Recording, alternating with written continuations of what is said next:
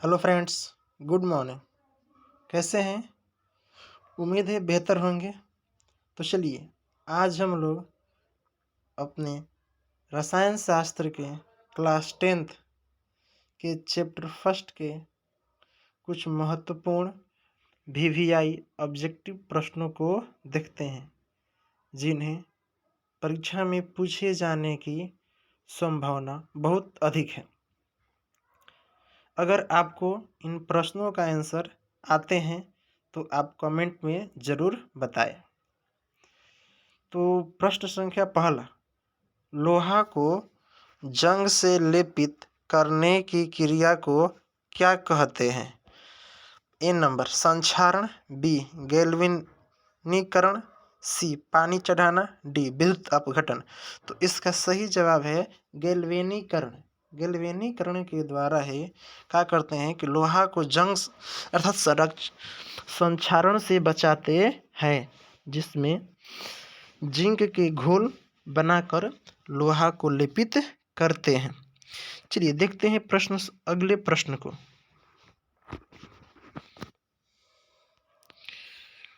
प्रश्न संख्या 2, silver chloride का रंग होता है।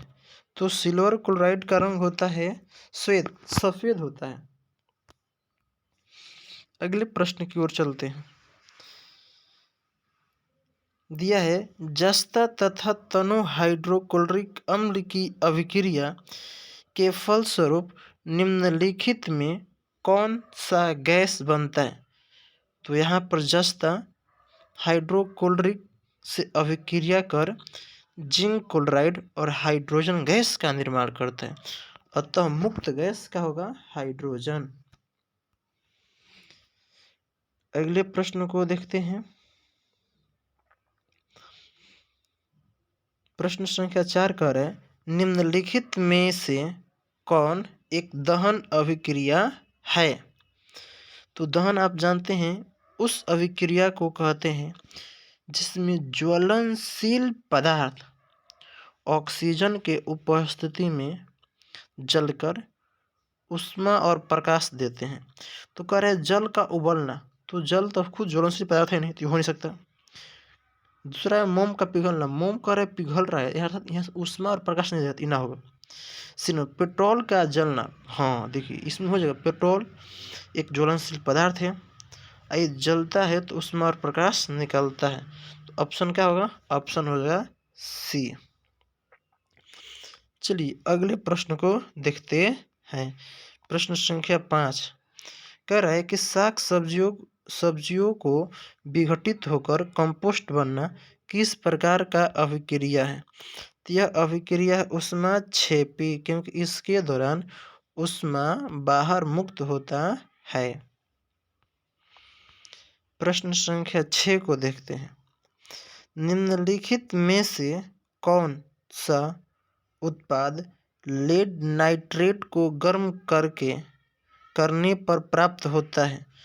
तो लेड नाइट्रेट को जब गर्म करते हैं तो मुक्त होता है नाइट्रोजन के ऑक्साइड प्लस में ऑक्सीजन, नाइट्रोजन के ऑक्साइड प्लस ऑक्सीजन। चलिए प्रश्न संख्या 7 को देखते हैं, जो कह रहे हैं कि निम्नलिखित में कौन सही है?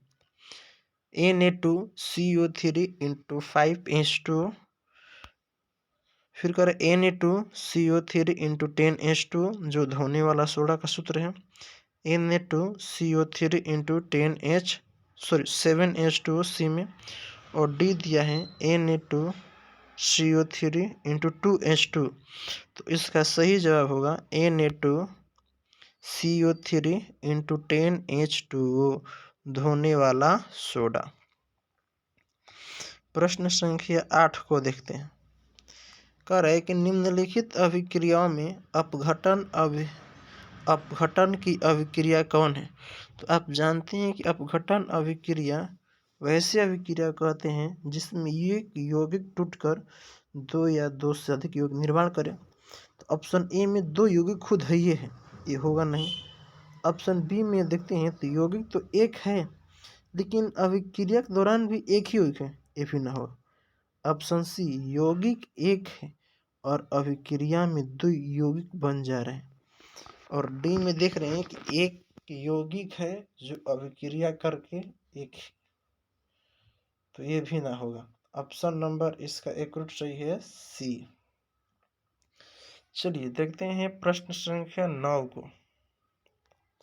कह रहे Fe2O3 plus 2Al reaction Al2O3 plus 2Fe दी गई अभिक्रिया किस प्रकार की है। तो अगर आप इस अभिक्रिया पर देखें तो यहाँ पर आयरन से एल्यूमिनियम अधिक क्रियाशील दर्शा रहा है, जिस चलते आयरन के ऑक्साइड को एल्यूमिनियम ग्रहण कर एल्यूमिनियम के ऑक्साइड का निर्माण कर रहे हैं। मतलब यहाँ पर एल्यूमिनियम अधिक क्रियाशील है आयरन से, तो इस तरह की अभिक्रिया को कहते हैं विस्थापन अभिक्रिया, जिसमें अधिक क्रियाशील वाले तत्व कम क्रियाशील वाले तत्व क्या करते हैं, विस्थापित कर लेते हैं। चलिए देखते हैं प्रश्न संख्या 10 को। कह रहे हैं कि लौह चूर्ण पर तनु हाइड्रोक्लोरिक अम्ल डालने से क्या होता है। तो जब लौह चूर्ण मतलब लोहा पर जब डालते हैं HCl, तो लोहा हाइड्रोजन से अधिक क्रियाशील है, जिस चलते वह आयरन के क्लोराइड मतलब आयरन के क्लोराइड और हाइड्रोजन गैस का निर्माण करता है। ऑप्शन नंबर ए हो जाएगा, हाइड्रोजन गैस एवं आयरन क्लोराइड। तो इसका आंसर हो गया फर्स्ट, क्योंकि यह आयरन आप प्लस कर देगा HCl से अभिक्रिया, तो क्या बनेगा, यहाँ पर आयरन के क्लोराइड बना लेता है और प्लस में निकलता है H2 के रूप में, और यहाँ पर ओ माय गॉड, चलिए कोई बात नहीं, आपको बता दिए हैं आंसर ये होगा। देखते हैं प्रश्न संख्या 11। कह रहे श्वसन किस प्रकार की अभिक्रिया है। तो श्वसन एक उपचयन अभिक्रिया है, क्योंकि इसमें ग्लूकोज C6H12O6 प्लस ऑक्सीजन के उपस्थिति में यह बनाता है ATP, 38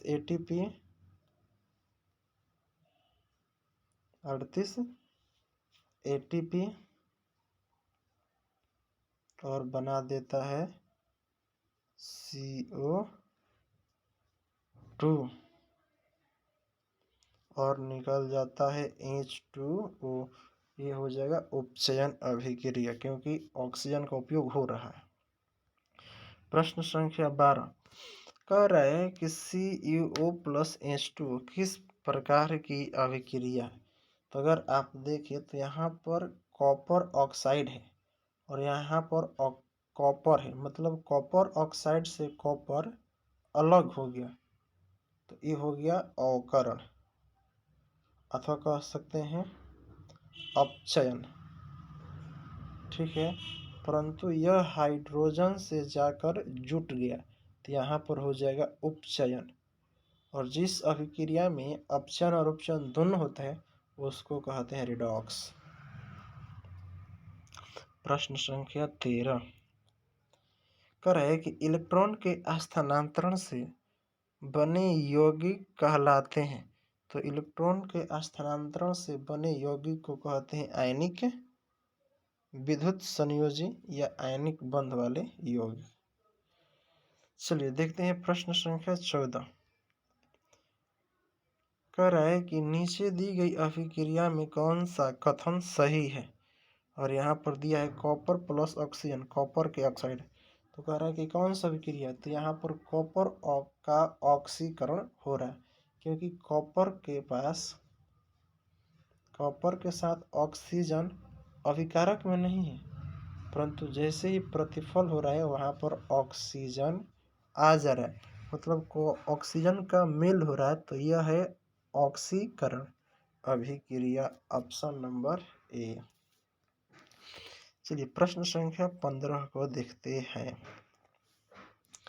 दिया है कि निम्नलिखित समीकरण है H2 plus Cl2 reaction 2HCl। तो यह एक संयोजन अभिक्रिया है, क्योंकि दो पदार्थ मिलकर एक पदार्थ का निर्माण कर रहे हैं और यह गुण संयोजन अभिक्रिया का है। प्रश्न संख्या 16 यह करे कि निम्नलिखित में कौन द्विविस्थापन अभिक्रिया है। तो द्विविस्थापन अभिक्रिया के लिए जरूरी है कि आयनों का एक्सचेंज हो। यहाँ पर देखेंगे कि सिल्वर नाइट्रेट और सोडियम क्लोराइड अपने आयनों का परस्पर आदान प्रदान कर रहे हैं। एल्यूमिनियम के पास है क्लोराइड और सोडियम के पास इधर है नाइट्रेट। तो ये हो गया आपका द्विविस्थापन अभिक्रिया, ऑप्शन सी। प्रश्न संख्या 17 को देखते हैं। निम्नलिखित अभिक्रियाओं में से कौन विस्थापन अभिक्रिया। विस्थापन के लिए बस केवल एक शर्त है कि अधिक क्रियाशील वाले तत्व कम क्रियाशील वाले तत्व को विस्थापित कर दें। इस अभिक्रिया में आयरन कॉपर से अधिक क्रियाशील है, जिस चलते आयरन कॉपर सल्फेट से सल्फेट को विस्थापित कर आयरन सल्फेट का निर्माण कर रहा है, अतः ऑप्शन सी। चलिए अगले प्रश्न की ओर चलते हैं। प्रश्न संख्या 18 करे कि अवक्षेपण अभिक्रिया में किस प्रकार का लवण बनता है। तो वह लवण होता है अघुलनशील और विलय होता है, जो पात्र के बिंदुओं में बैठा रहता है। अब देखते हैं प्रश्न संख्या 19 को। और ये है निम्नलिखित में कौन एक अपघटन अभिक्रिया का उदाहरण नहीं है। तो आप जानते हैं कि अपघटन का मतलब ही होता है कि एक पदार्थ टूटकर दो या दो से अधिक पदार्थों में बनना।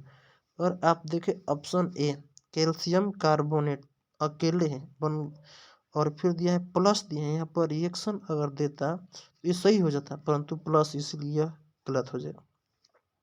बी में देखिए एक पदार्थ है टूटकर दो हो जा रहे, ये भी अपघटन है। और सी में दे रहा है कि H2 plus Cl2 reaction HCl। तो यह तो देखिए यह क्या अपघटन अभिक्रिया है, यह है संयोजन अभिक्रिया। और फिर कह रहा है कि मानव शरीर में भोजन का पचना। तो भोजन का पचना हमेशा होता है उपचयन अभिक्रिया। और यहाँ पूछ रहा है कि निम्नलिखित में से कौन एक अपघटन अभिक्रिया का उदाहरण नहीं है।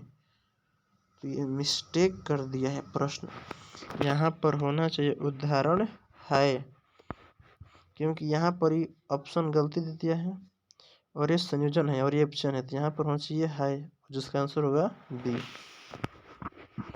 हम लोग देखते हैं प्रश्न संख्या 20 को। अगर आपको इसी तरह का टेस्ट देकर अपनी परीक्षा को और बेहतर करना है तो आप जल्द से हमारे चैनल को सब्सक्राइब कर अपने दोस्तों के साथ ग्रुप में शेयर करें और आंसर को कमेंट बॉक्स में लिखें। प्रश्न संख्या 20 निम्नलिखित में से कौन एक रेडॉक्स अभिक्रिया है। तो आप जानते हैं रेडॉक्स अभिक्रिया होने के लिए उपचयन और अपचयन दोनों अभिक्रिया होना चाहिए। तो यहाँ पर तो देखिए ये जो प्रश्न ए है यहाँ पर हो रहा है वियोजन या अपघटन, बी में हो रहा है संयोजन, और सी में देखेंगे तो कैल्शियम ऑक्साइड है, परंतु यहाँ पर रिएक्शन में कैल्शियम से यहाँ ऑक्सीजन यहाँ पर नहीं है, ऑक्सीजन नहीं है।